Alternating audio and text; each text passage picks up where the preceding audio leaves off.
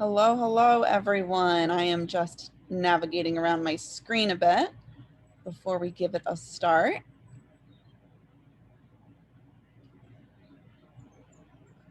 All right. Thank you, everyone, for joining us. We are apparently in the month of February already, and we're excited to give you all some updates on some things that we've been doing, new updates, new things at the chapter, as well as be able to engage with you directly. This is a monthly meeting where we really intend to connect directly with our members or non-members who have happened to come here. So please use this as an opportunity to ask questions and connect with us during the presentation. Today, primarily, we're going to talk about leadership and stepping up as a leader in social work in New York State, whether that mean politically or through NASW. So I'm really excited to see if anyone here on this call is ready to take that step. So to go over, just want to make sure there's nothing in the chat. Oh, actually, first of all, I want to give our executive director the chance to say hello. Sam. Hi, everyone. I'm so happy to see you here. I see many familiar faces, and I'm so glad you keep coming back to these. We get so many ideas from the chapter from these meetings. So I love sitting in them. I love listening to your ideas. So welcome, and we're really glad you're here. And I'm going to hand it back over to Amelia. Yeah, absolutely. We do actually get a lot of great ideas from these conversations because it's an opportunity to talk to members. So again, please feel free to contribute. We just wanted to update now. We have 5 special interest groups. This is something that really started in the beginning of the year, this calendar year in January. And since January, we've added 5 new groups of special interest groups. These are entirely social work and member led.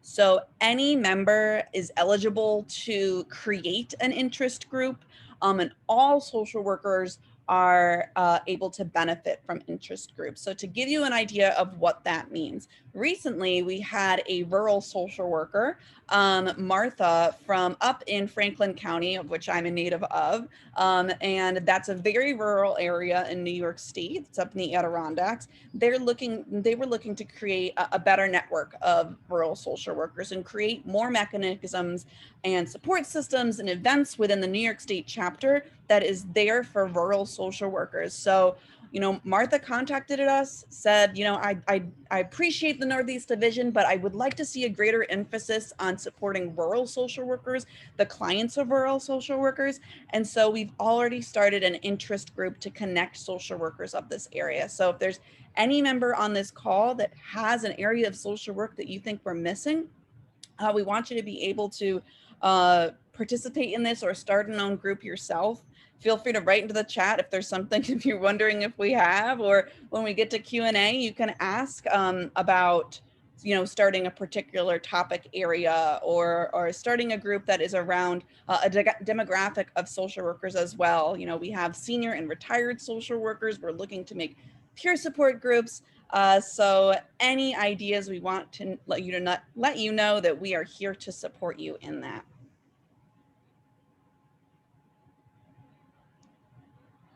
So I got a question from Ellen. Is there a special interest group for social workers working in college settings? No, there is not yet. But we do definitely have a lot of social workers in academia. Sam came from academia. So if you want to unmute yourself, Ellen, I welcome you to do that. This is really a time to have these conversations, or we can wait till the end of the program. Hi, I'm Ellen. I work at SUNY Oswego and have been worked at a couple of the SUNY schools.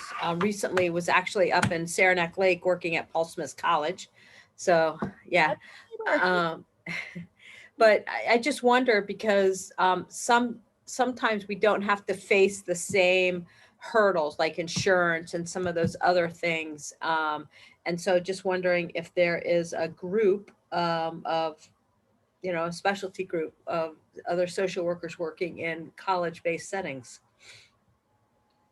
We do not. Go ahead, Sam, sorry. Sorry, no, we don't have it, but it's a great idea because it is, I came from academia. It's a completely different workspace with its own challenges and rewards. And I know that's where Vanessa came from. So here's what we normally do. When someone asks us, hey, is that something you'd be interested in leading? It's one of those things that, you know, we do it a couple different ways. So our special interest groups are really member led and member ran. Our assistant Justine helps the facilitators of the group to schedule meetings, to do, you know, I know Amelia does graphics and like advertises it, but it's all ran by members. So that's something like, if you're really interested, you know, let us know and we can connect you with, you are interested. Okay. Yeah. So we'll connect you with Justine. And then typically what she'll do, you could do an interest meeting to where you could sit down and see if there's interest in it. And we always suggest trying to get a co-facilitator or someone to do it with you, just so you don't feel the burden of always having to like schedule and stuff. So we'll do that. We'll connect you with Justine so that you can get that ball rolling, because we do have a lot of people in academia. Great. Thank you. Thank you. Yeah, and like Pam said, typically it's an interest meeting. We try and get it like 4 weeks out to promote it, to get people there. And that group, it's open to members and non-members. It starts to feed like the ideas, the possible events, what the social workers from that special interest group would want to see the chapter do. So absolutely, we would love to support you in that. So we'll be connecting you, Ellen, to Justine to have that happen. Then I also see that Kathy Harris is looking for a special interest group on social workers working with folks with cancer. We are working on a chapter chat in this area. That could be a potential way to start those connections. But Kathy, feel free to unmute if you want to talk a little bit about the work that you do, or what would you would like to see with an interest group in this area. Well, chats might be a good way to go. The idea being that things come up all the time, especially on Zoom, which makes it, I do groups on Zoom. So there are things that come up in Zoom that wouldn't come up in person. I was in person before COVID, but there are just challenges that would be nice to talk to other people dealing with those challenges, how to balance everyone in the group, and how far outside of group to reach in keeping connections, because I do emailing and phone calls and text messages, but not everyone does. Some people are, well, I have the groups and that's it. So I would be interested in that, especially in the time of COVID. Absolutely. Let me make sure we'll have your contact information from registering for today's meeting. And I think both we could look at a special interest group, and if you feel so, able, we could also do a chapter chat in which you talk about your work, invite folks to engage, and it can be kind of 30 minutes presentation, 30 minutes conversation. But we can look at those different options. I really like that idea as well. And I'm also going to say, I think we have Stephanie asking about another interest group. And I got to say, this one makes me excited because this is exactly what these meetings are intended to do. Stephanie, do you have some ideas around, it looks like, coaching in academia? If you want to unmute yourself, please feel free. And if not, I totally understand. Hi, can you hear me? Yes, we can. Okay, I just kept myself muted because I have little kids here at home and homeschooling and stuff. I was a trio academic success coach. So what I found when I was in that role is that there was different aspects to the coaching role. I understood the coaching part that had to do with social work type therapy stuff, because that's what I went to school for. But then there was also a very foreign part to me where that the academia part, I guess, I don't know, I became part associated with NACADA. I don't know if anyone's familiar with that, but that is kind of where I just learned as I go. So I would love to sit in on that meeting that you're talking about with the school of social work, the more the higher education, because I just would like it. And there's a difference between the coaching and like a like a therapist at the college. It's two totally different things. So I just would be interested in being in participating in it, not speaking, because I don't really know that much about it, but I really liked it. And that's it's not a different group that I would propose, but it's kind of the same kind of thing. Awesome. Well, I think that means that Ellen has their first participant. So I will already be know what there, it but I don't want to talk. That's perfect. That's perfect. And if you're not ready to talk now, that's like why these groups exist, to give everyone more experience, you know, both in the area of what the group's about, as well as, you know, stepping into small, tippy-toeing into leadership, you know, kind of with a chapter, but in your own life as well. So I love that idea, Stephanie. We'd love It's a good networking tool also. And if because I'm thinking about maybe pursuing more along that line, but I'm not sure. So Gotcha. Absolutely. Thank you so much, Stephanie. And then I also want to make sure thanks. I read out what Suzanne said. Suzanne, would you like to unmute yourself? Or I can also read out your comment.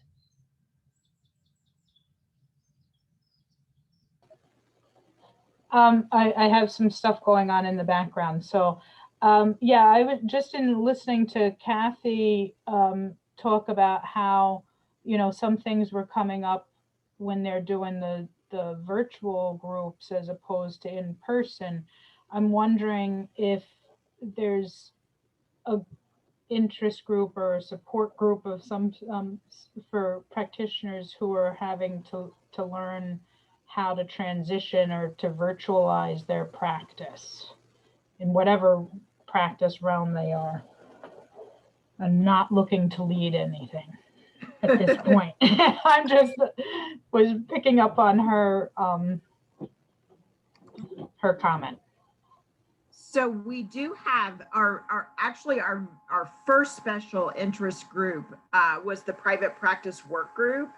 And I'm putting in the chat, I'm going to put in the meeting link for the next meeting. It meets once a month on Friday mornings at 10. And we've been meeting since the fall.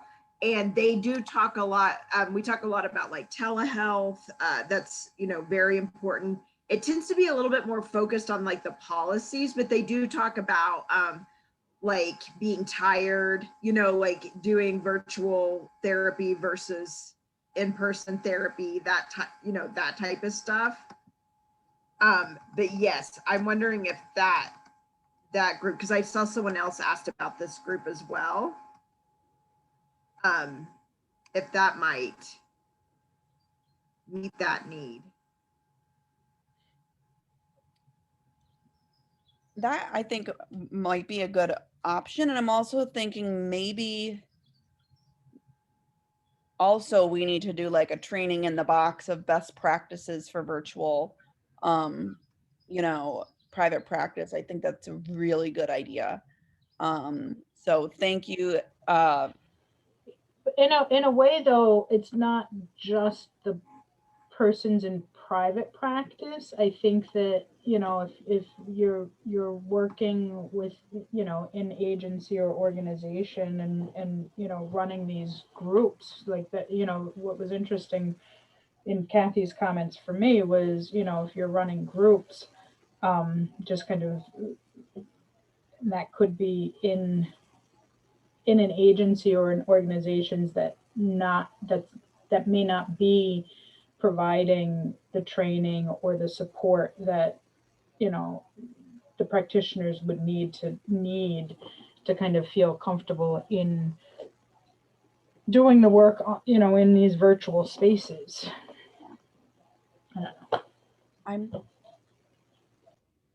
I'm thinking we're gonna look into that a bit. Sam and I are kind of messaging back and forth, thinking of people who might be good to do like a quick presentation on this. I could definitely see, I think this is a great chapter chat. I think that this would be really useful to a lot of folks, just like you said, beyond just the, not just, but beyond the private practice group.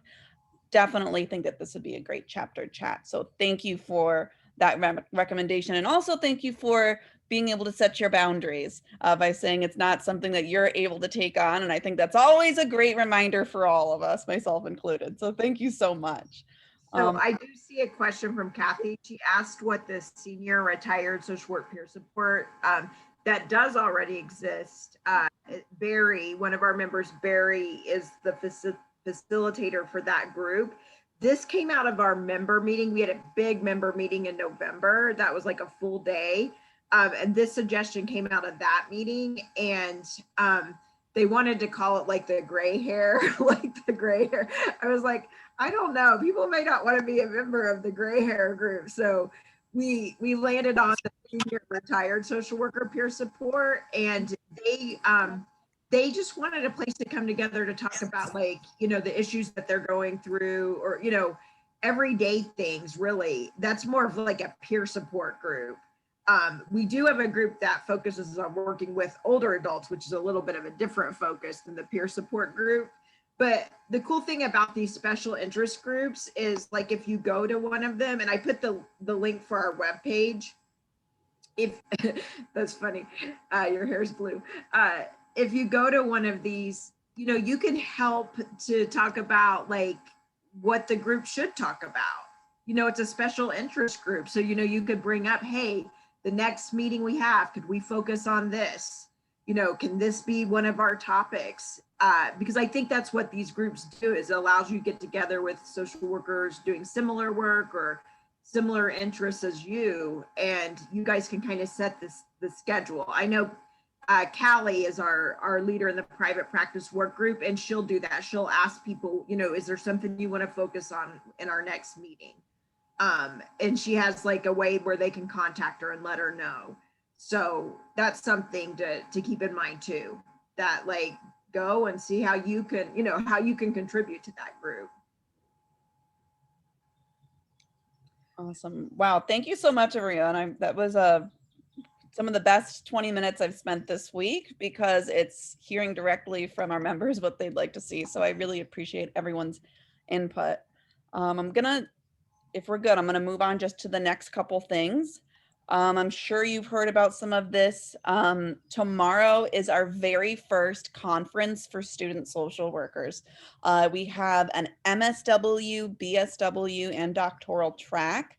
And we have the agenda listed here. I don't want to put you on the spot, Alice. Alice is one of our interns who helped to plan this conference. Everything was student informed, which we really think makes it a better conference. Alice, do you want to share anything quickly about it, or don't want to put you on the spot either? I just think it's a wonderful opportunity, and I'm very excited to get to see what everyone else's opinions are after it comes out. Awesome. We can't thank Alice enough, as well as the other interns, and Shakira Maki, who is our program coordinator and recent grad, for putting this together. We're really working on creating relationships with students to make sure that we're connecting with social workers as they start their careers. So this is really an awesome addition to what we do. We have some questions. I can answer Emily's question. For anything that has multiple tracks, yes, you can. It's not particularly designed that way, but it's completely possible. So don't worry about it. The rooms will be, the registration sheet should have all of the rooms, and you can, at each session, decide which room to go into. You're welcome. Some of them will all be the same room. Awesome. We have a great lineup of different speakers. All of our New York State students are going for free. So just a big thank you again to those who contributed to this. And actually those who sponsored the conference. We had many individual sponsors, school sponsors, and so also want to thank them for making this accessible for folks. Just going to highlight again the Revolutionize Social Work initiative that we have that's continually growing. We had our last town hall this Tuesday. We had about 1,000 people participate during the event, both through Zoom and Facebook. And we've already seen it viewed as a recording, I think about 700 times. So that's really, really great. If anyone is interested, please let us know. Our next town hall will be March 22nd. All right, so next we're going to talk about leadership at NASW. Our our leadership nominations just got extended until March 8th. This is the last and final deadline to get nominations in for the chapter. I'm going to quickly go over some of the positions that are open. I really, really, really want to press everyone to think, is there a social worker in their life that would be good for this role? The best way for us to get nominations is by having someone ask.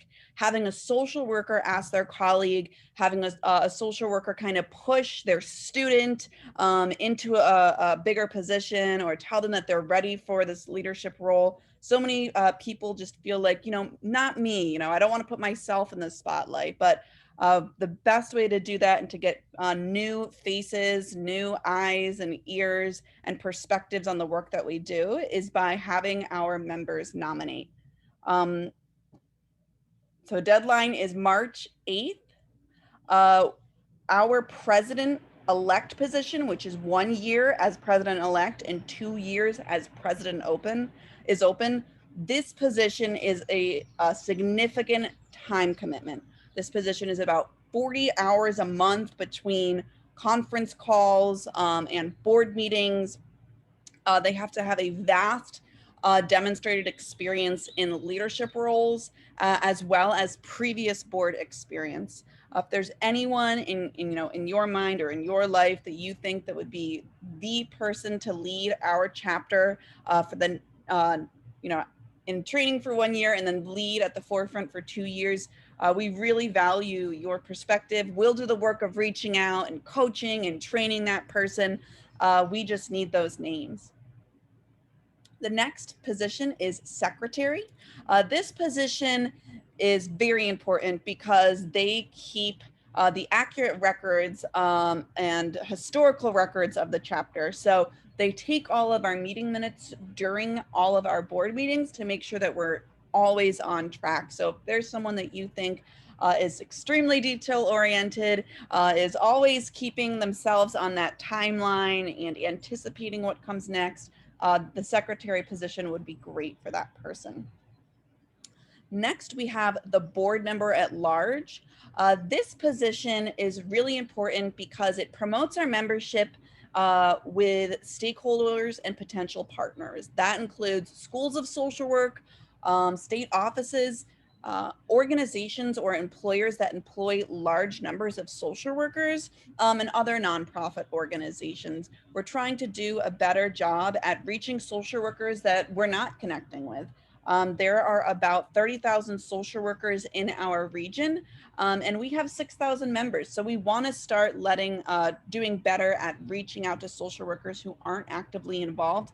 Let them know of the resources that we have that are free, and then those additional membership benefits. So if you think that there's anyone that you know who has like the gift of gab, or knows how to find partners, knows how to facilitate conversations, or is a great person out in the community, the board member at large position would be really great for them. Next, we have the 2 student board positions. We have a position for a BSW and an MSW on our board.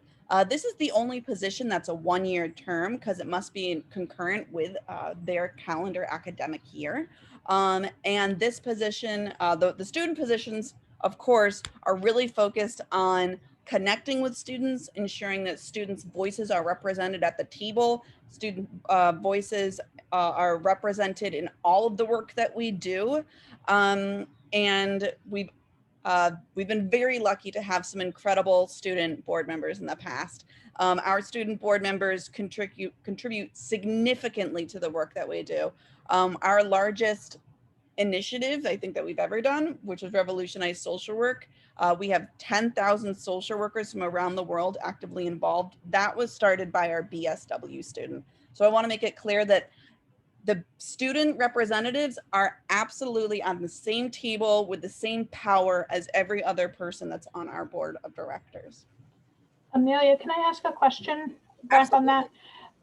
So if we have a BSW student that's graduating this year, but they know that they're accepted into an MSW program for next year, can they nominate for the MSW student rep? Yes. Right? Okay. Absolutely. And we love to hear that student. So I'll give you the follow-up of how you could do that. But definitely. Okay. Thanks.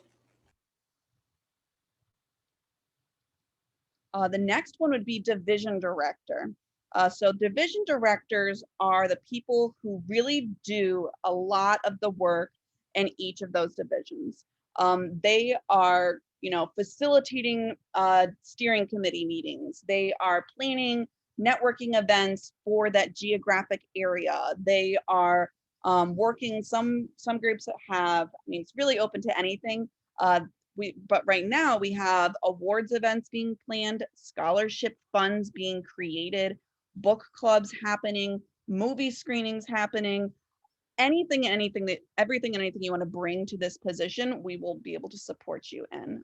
So we have a few different division director spots open. Trying to do it off the top of my head: Western, Southern Tier, Nassau, Suffolk, and Mohawk Valley.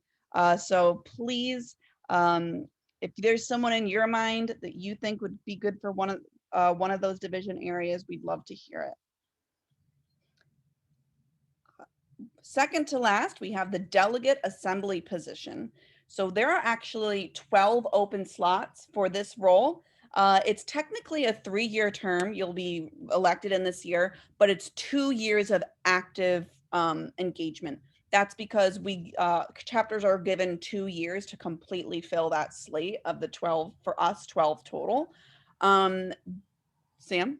Okay, I just wanted to jump in on this one because we just finished our delegate assembly, and it's a little bit of a confusing process. So I worked with some other chapters. We have what we call the Eastern Coalition, which is New York State, New York City, New Jersey, Delaware.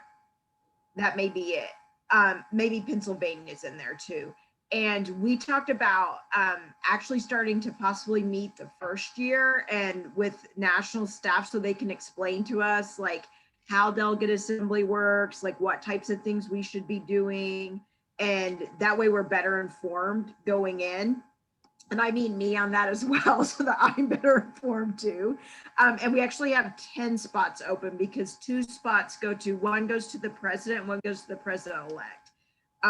But we have 10 spots open, but I can just say it was a very interesting process this year. Like it was interesting watching how it worked. I really enjoyed like meeting with our delegate assembly. So that is something that we do want to meet, maybe even just quarterly for the first year, so we can get a better idea, so that we'll be like really prepared when delegate assembly happens in 3 years. Okay, I'll be quiet now, Amelia. No, you can speak when you like, Sam, just like our members. I think like the thing about delegate assembly is this is the group that informs the policies, positions, and directions of the national association. Any current event happens, anything that you contact us about and ask what's NASW's position on this. Those positions are created by the delegate assembly. The social work speaks, that big binder, if you've seen it, of every policy position that exists in NASW. Anytime we go to respond to a member about our position, we have to reference that. We go back and see what our members decided in the last 3 years, and then that is what we work from. So this is updated every 3 years by members of the association. We feel it's very important to have New York State strong representation. And so if you want to make macro change at NASW, this is the position. The last one is CNLI members. This is our Committee on Nominations and Leadership. These are the folks that are looking at all of our nominations right now, and trying to ensure that we double slate each position, reaching out, pushing people, pulling them a little bit, trying to get them to step up into positions, and then working with, they will now this year be working with our diversity committee to ensure that that slate is representative of social work and individuals across the spectrum of intersectionality. So we want to make sure that social work is represented in all the ways that it exists diversely, as well as people are represented as well. All right, so that is my spiel on all those positions. To nominate, you got to get those nominations in by March 8th. Then we'll be working with folks to get their platform statement, bio, and photo in. And our election will be starting in, I believe, the second week of April this year. So if you have any questions, feel free to ask them now, raise your hand or speak up. And we're looking forward to a very robust election this year as well. Only the first 3 things have to be in by the 8th? Yes. Okay. And they're pretty easy. The nomination, it's a Google form. You go in and do that. Resume, update that real quick and get it to us. And the bio is a Google form as well. So you can go through, submit that easy. I think it might take 10 to 30 minutes, depending on how much information you want to attach. And it's a simple process. I also say you're always welcome to back out. So throw your name in there. If you decide 2 weeks from now that you don't think it's the year for you, or you might have more commitments that you need to consider, it's okay to back out, but get your name in there or nominate the folks that you think should be included. So, but like if I have somebody in mind, they should go in and fill that out. I should not. You can nominate them, or they can nominate themselves. So if you nominate them at 1 o'clock today, they'll receive an email probably within 2 business days, letting them know of their nomination and getting that bio and resume in. Okay. If you nominated on the 8th, we actually have it set up so we have some wiggle room of like 3 days. We'll reach out to them, get those documents, and then our CNLI committee will be continuing to review them, meeting every week for the next, I believe, 3 weeks in a row. Thank you. Absolutely. Want to check the chat box. Oh, and that is Sam. Okay. All right, next, we were going to share a short video from our Capital Action. I'm not sure if everyone had the opportunity to meet, but we had our first Capital Action Advocacy Day this past Tuesday. We had 4 different legislative representatives come and speak directly to our members. Folks that came had the opportunity to ask questions, get direct face-to-face time with assembly people and senators, talk about the initiatives and program policy agenda that we have at the state chapter, and ensure that the social work voice is heard. This is something that we are really excited about. Evelyn Williams, when she came into our chapter last year, she said the very first thing that we needed was a capital action day. We needed to give our members an opportunity to speak directly to legislators.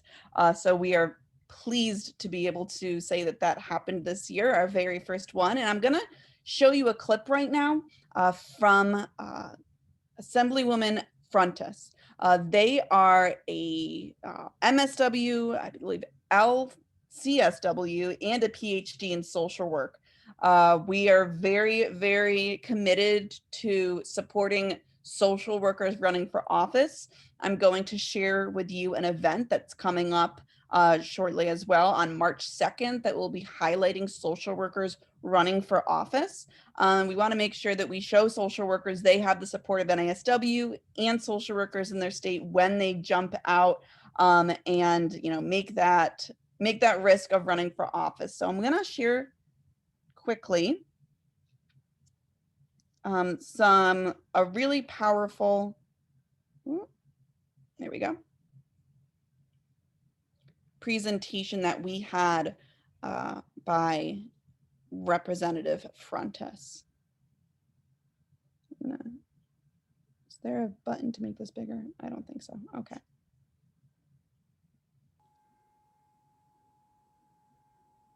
Welcome, Dr. Assemblywoman Frontis. We see you there. I was just telling everyone how excited we are that you're joining us today, not only as an elected official, but as a social worker at every level, having a BSW, a licensed master social worker, and a PhD in social work. I don't know that we could have a better representative with us. I want to hand it over to you because we're all looking forward to hearing from you. So thank you for coming. Thank you so much. Thank you. I'm really, really excited to be here today. I want to thank Samantha and all of the organizers, Amanda, for putting together this very, very special day. Oh my goodness, I'm looking at some familiar faces. It's nice to see everybody here. If memory serves me well, is this your first annual? Okay. Yes, yeah, our first one.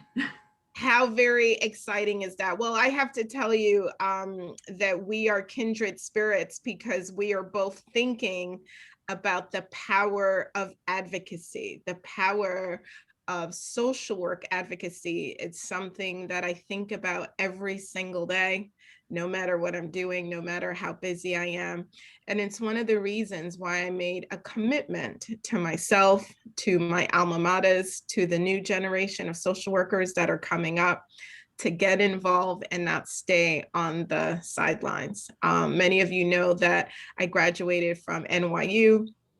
I did my BSW and MSW. I did my PhD in social work at the Columbia School of Social Work. And I actively teach at both of those schools right now. I teach not only courses that are offered at the school, but I'm very proud and humbled to say that I've had to design my own courses where there weren't courses being offered. So at NYU, for example, I'm teaching this course right now as we speak. It's a course that I designed myself from scratch. It's political social work for advocacy and social change. And I also designed a course for NYU advocacy and social justice, because while I had been teaching that at Columbia, and that there's a whole sort of program there and many people teach it, that had not been the case at Silver. So I designed the first course and it's now in its 3rd year. I say all of that to say, because there's a message on my heart that I'm always sharing with social workers whenever I have them as a captive audience, which is that we have to remember that advocacy is the foundation of our profession.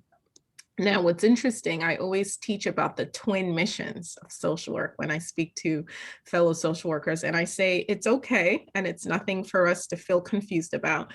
From the very beginning of our profession, we have always been rooted in these sort of twin missions. By the twin missions, I mean this idea of being concerned with individuals and their problems, how to help people and alleviate their suffering. But we've also simultaneously been concerned with the betterment of society, with fighting for structural changes, which fighting for social justice.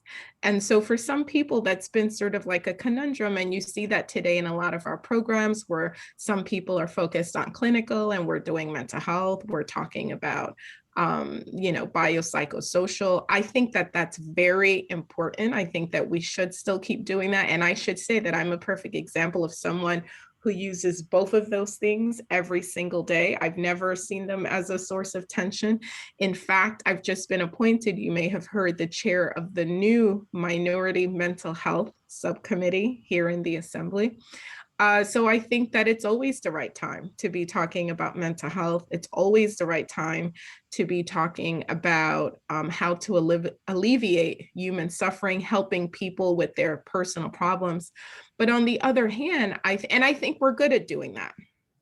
I think what we're not so good at doing is remembering the other twin mission. And so what we see sometimes is a bit of an imbalance, if I may be frank, and we see lots of attention to the individual, but we don't see a lot of social work students around the country, and this is like my thing now that I'm always speaking about, getting enough exposure just to even know about social justice, about advocacy, about social change, about how to organize.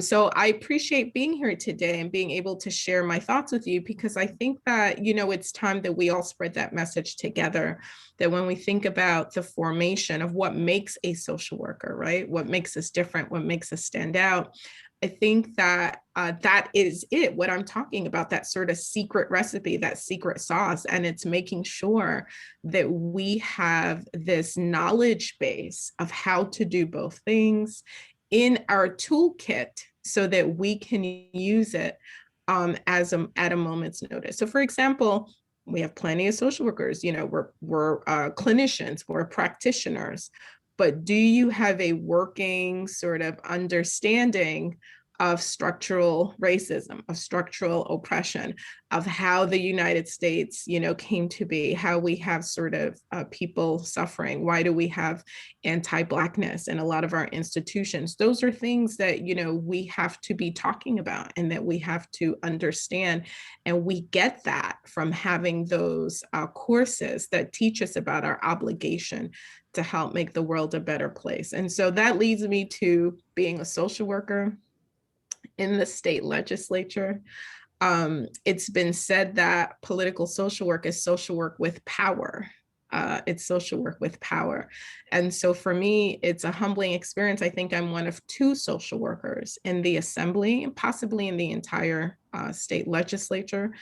And I see that as an opportunity to talk about the power of legislation and how to use legislation to advance our mission as social workers for social justice and social change. Because if that is the goal, that's always the goal, that's our bottom line, right? So when you work if you're in corporate America, if you work in a business, the bottom line is profit.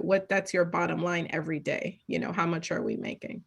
When you're a social worker, your bottom line is supposed to be the outcome of social justice. To what extent are we doing better as a society? To what extent are we promoting equal rights for everyone? To what extent are we fighting and advancing that? The truth is, if we hadn't done what we've done in the past, we wouldn't be here today, right? And I always remind people of that. We take a lot of things for granted today. Being able to sit together as co-eds, mingling with one another, that was not always the case. And so it took a lot of advocacy back then so that we can have a desegregated society. It took a lot of advocacy. It didn't fall from the sky. People had to fight for it so that women could be full participants in our society, working, earning a paycheck, teaching, making up their own minds about what they want to do with their lives. None of those things were just handed to us from the beginning of time. It's a fascinating thing to think about. So we're on this sort of trajectory as humans of continually, fighting and advancing and pushing our way through, fighting for the world that we want, a more socially just world. And that's where legislation comes in. There's this thing that I say all the time. I mentioned it during my inauguration speech. I mention it from time to time, that over the years, when we had institutionalized oppression in our society, it wasn't just on the individual level. It wasn't just people not liking their neighbors or people hurling, epithets to people passing by in the street. It wasn't just on that micro level. It was institutionalized. We used the laws of the land to do the oppressing, right? So we use the halls of government. We use the chambers, like the chamber behind me. We use the full weight of the American government system to create a second-class citizenship. It was the law of the land. That Black people could not do certain things, that they couldn't vote, that they couldn't read. It was against the law to fight for yourself, to assert your dignity. It was the law of the land that women couldn't do certain things. So when you think about it that way, and we look at how to use the law now, we kind of see ourselves being able to flip that now. That's where today's event sort of comes into play, because now you all are advocates.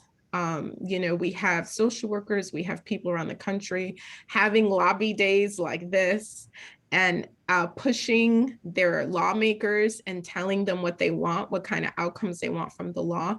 And look what we've been able to do in 2019, which was the first time that we had a majority in both houses.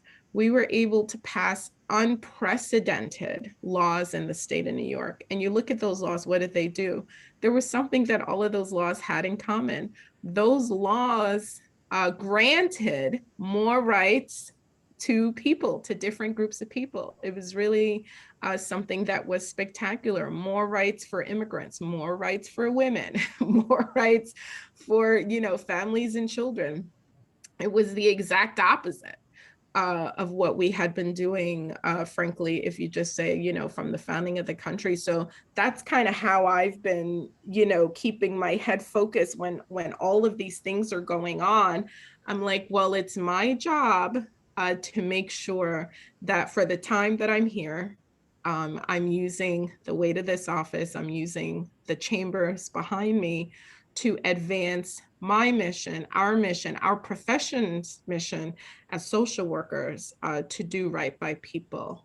You don't have to be a social worker to do that, but it's a nice sort of touch if you have social workers in the State House who can deliver that. So it's not easy to get a bill turned into law. I'm sure you all know that. I'm sure you've seen those funny cartoons about what does it take for a bill to turn into a law, but it's a nice feeling and it's very rewarding.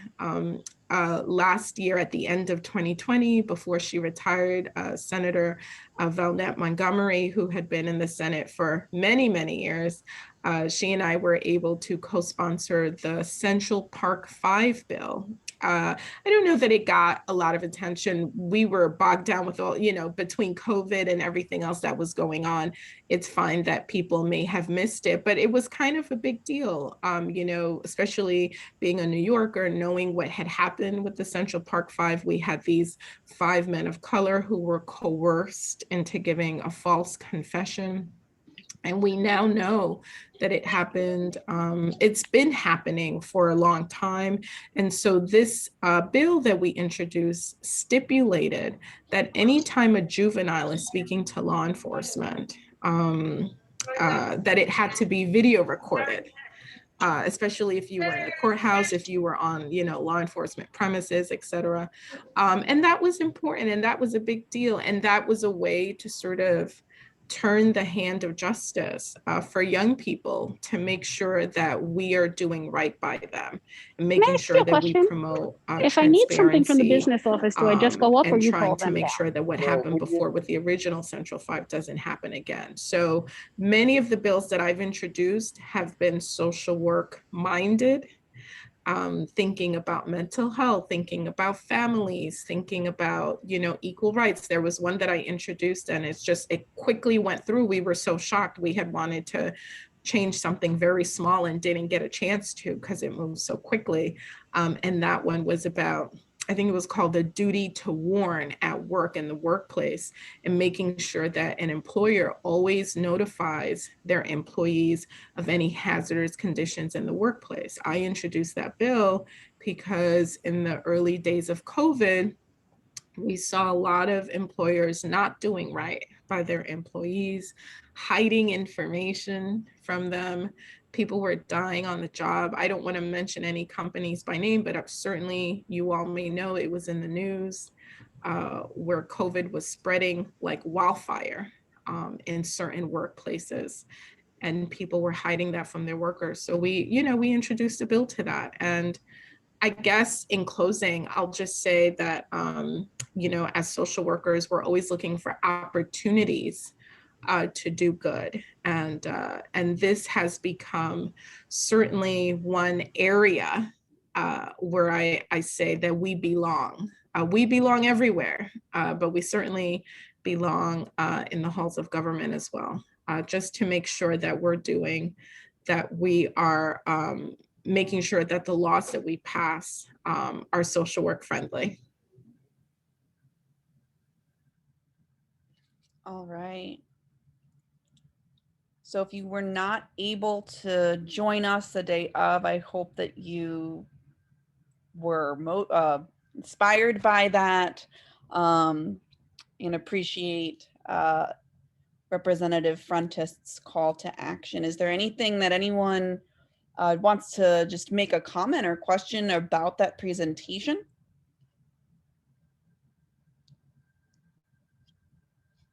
Awesome. Did have a few folks that they love the emphasis on political social work, social action, and social justice. So we're hoping to continue to engage with Representative Frontis and potentially plan some future events with them as well. We do have an upcoming political social work town hall. I want to see if it's going to start me on this page on March 2nd at 7 p.m. This is with two social workers who are running for positions currently. We want to show them our support from the chapter, from our members. I will be putting a link to that in the chat in a few moments once I navigate off my screen. But we welcome you to come to that on March 2nd. And that is, that's supposed to be March 2nd right there, but that is among all of the items that we have that are free for anyone to attend in the month of March for Social Work Month. We have a few surprises planned. We have a few things that we're looking forward to sharing. But so far, these are our 8 free events. And if you go to our event page, I think that we might have, 20 out of 31 days, we have something going on, maybe more than that, 25 days, something going on for a way to you to interact with the chapter, or most importantly, for you to interact with other social workers. So we hope that everyone will be able to join us at least once for Social Work Month. I'm just going to open it up and see if anyone has any questions or comments, thoughts about what we've talked about today, any of the events, or anything else that you would like to bring to the table to talk about with staff and your colleagues on the call. Can you hear me? Yes. Okay, I'm Nan Vandenberg, and I'm a retired professor of social work, and social justice, social change is the whole reason I got into social work to begin with. But the point I would like to make is that I believe it would be extremely valuable for students within schools of social work to be introduced and have contact with this extraordinary social worker. I can't think of anyone who would be better able to walk the talk and share the mission. Now, I don't know.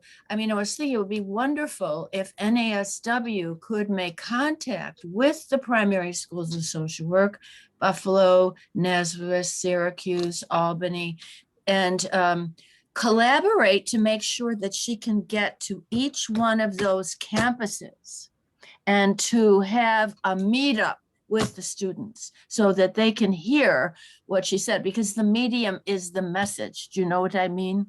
This is the perfect time for this kind of thing to be going on. This is how I got into social work to begin with in some regard.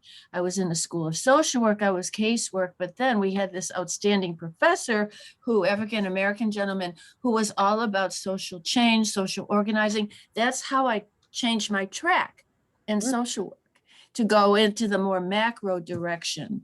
And I think that it couldn't be anything more valuable if you could get a collaboration between the schools of social work and NASW to enable her to go to every school of social work in the state. I think it would be outstanding. I definitely think that would be something that we'd have to look at for like next fall, because Oh, yes. Yeah. I mean, we can talk to her about it. When I emailed her, she said, she gave us like what you saw. She stayed and answered a couple of questions, and that was it. Like, right now, like they have, like 10 minutes of time. But she was wonderful. She was so good. But that's something we definitely want to keep a relationship with her. So was this recorded? Was this Yeah. recorded? Well, then you can, I would suggest you share it with the schools of social work. That's one way of creating a meetup if time and resources are not terribly available. Share this with every school of social work. And but they should be able to do Zooms, you see. It doesn't have to be travel. There's no reason why it can't be Zoomed. I think this would be very, you see, because what I'm trying to emphasize is that when students really get connected with changers who are doing excellent work, that becomes motivational. And then they can see that as a definite component of what it is to be a professional social worker, because that is that's the message I heard her say. We have clinicians, but our profession is much larger than that. And it was born from times of dearth of resources for immigrants and so on and so forth. So the temper of the times right now are very much like what was happening at the end of the 19th century. So I really believe that this is the time. This is the time. And so many young people and students are angry now about what's going on. They're angry about the inhumane that the criminal justice system and police are behaving from that. And, I believe that goes across cultural backgrounds. I believe young people are really standing up. And so then she becomes an idea of what you could be. I mean, that's actually what happened to me. I decided after my MSW, I wanted to go and get a PhD so that I could then potentially be able to work as an aide for a congressional representative. You see, that's kind of the point I'm making, that this could be very good service by New York NASW to make sure that a connection can be made. Yeah. Mhm. So actually I'm not sure so Sam had to leave, unfortunately, because she just had a meeting, and I'm glad to be able to share this information with you. So I want you first to know that we've already been talking about exactly what you're talking about, how we're going to get this video out there first. Yes. While we're working on a larger event in the meantime. Actually, one of our interns are working at converting all of our videos to multiple different formats so we can get it to all the schools of social work. Sam is in direct contact with them, I would say on a bi-weekly basis.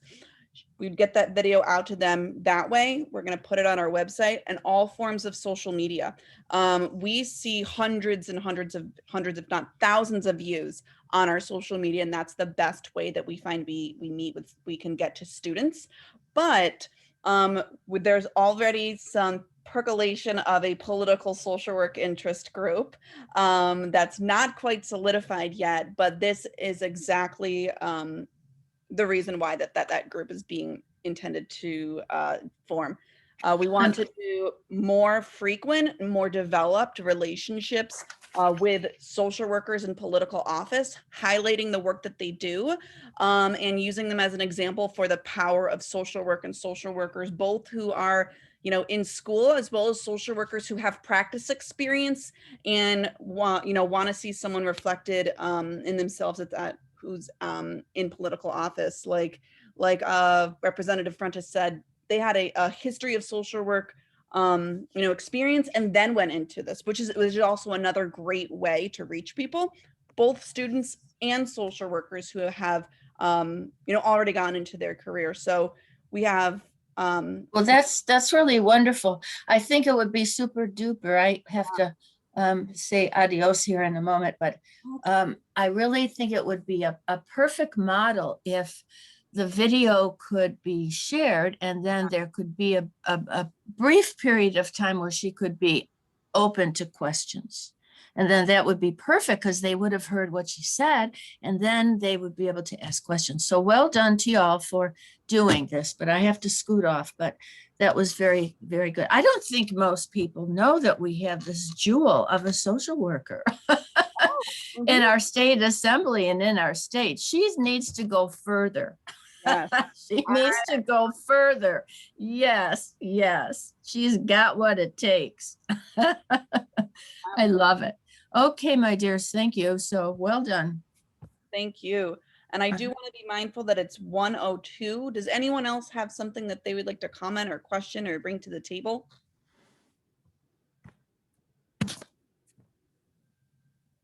All right. Well, with that, I just want to thank everyone truly for engaging with us today. I feel like I'm kind of a cornball and I sound corny, but it's always the best time spent when we can hear from people about what they want to see in the New York State chapter.